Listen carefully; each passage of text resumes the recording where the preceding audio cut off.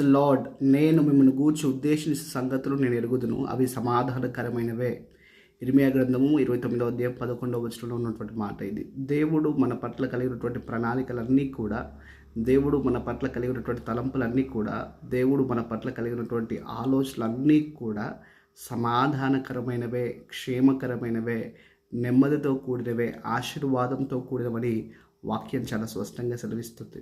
ఒకవేళ ఈరోజు నీకు హాని తలపెట్టే వ్యక్తులు నీ చుట్టూ ఉన్నారు కావచ్చు, హాని తలపెట్టేటువంటి పరిస్థితులు నీ చుట్టూ ఉన్నాయి కావచ్చు, ఒకవేళ నీ హృదయమే నేను గాయపరిచేటువంటి పరిస్థితులు ఉండవచ్చు, కానీ నేను సృష్టించినటువంటి దేవుడు నీతో కూడా ఉన్నాడు. ఆయన వాక్యం సెలవిస్తున్నటువంటి మాట ఏంటో తెలుసా?